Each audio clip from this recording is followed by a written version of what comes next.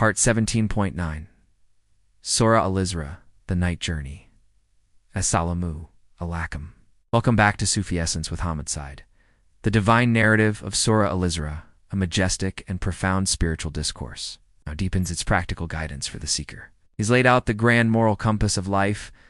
The verses now serve as a flowing river of wisdom, guiding us away from the pitfalls of arrogance and toward the springs of humility and purity.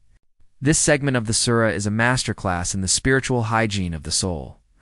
It does not just command us to do or to not do, it teaches us to understand why certain actions are spiritually poisonous and how to cleanse ourselves of their effects. We are taught to protect our qalb heart from the slightest tarnish, for it is the very mirror in which the light of our beloved is meant to shine.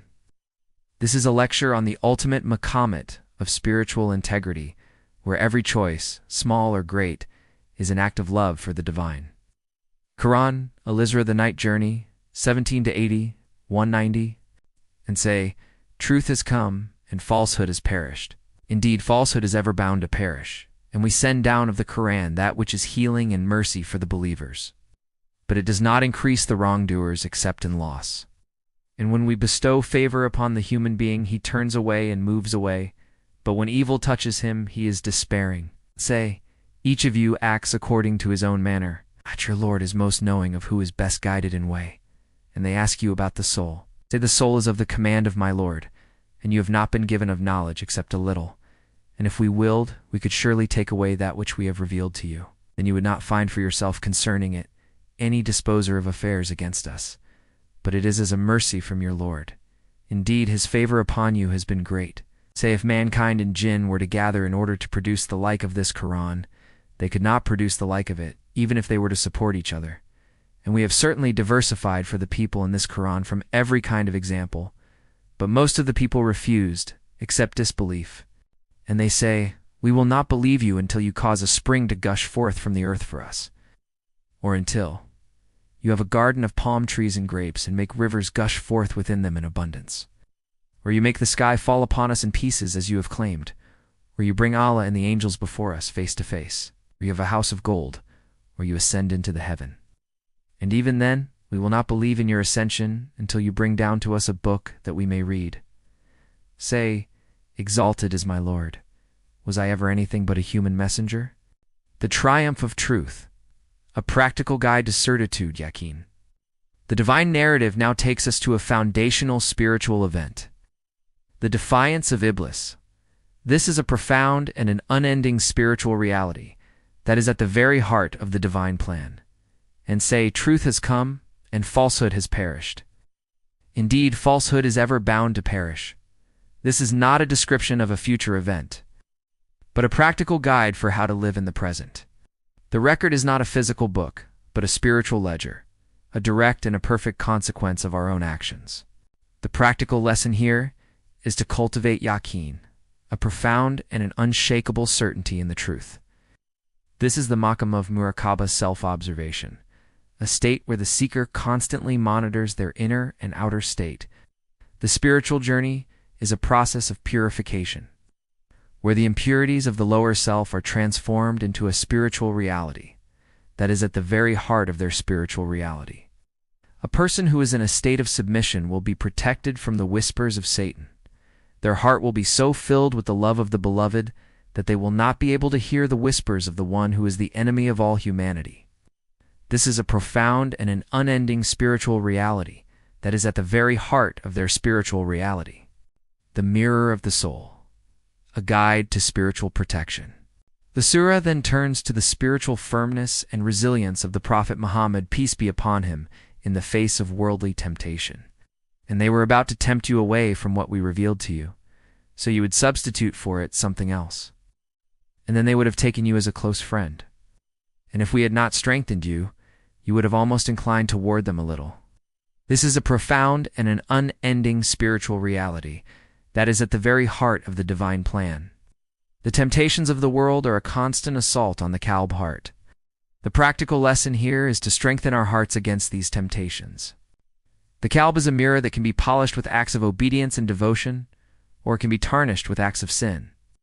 The surah then presents a powerful and a beautiful metaphor for this spiritual reality. A person who is in a state of ingratitude is like a person who is trying to tear the earth apart with their feet or to reach the mountains with their height. This is a profound and a deeply personal condemnation of the arrogance that fills a heart that is not in a state of submission. Their spiritual reality is a broken and a shattered mirror, unable to reflect the truth. They were so filled with arrogance that they were unable to keep their promises to the one who is the source of all existence. Their spiritual reality is a broken and a shattered mirror, unable to reflect the truth. They saw only what they wanted to see, their own desires and their own prejudices, and they projected this distorted view onto the divine. The power of prayer, a guide to spiritual elevation. The surah then gives us the ultimate tool for spiritual elevation: prayer. Establish prayer from the decline of the sun until the darkness of the night, and also the Quran of dawn. Indeed, the Quran of dawn has ever witnessed, prayer is not just a ritual, but a direct and a perfect consequence of their own actions. It is a lifeline to the beloved, a direct and a profound communion with the one who is the source of all existence. The surah then presents a powerful and a beautiful metaphor for this spiritual reality.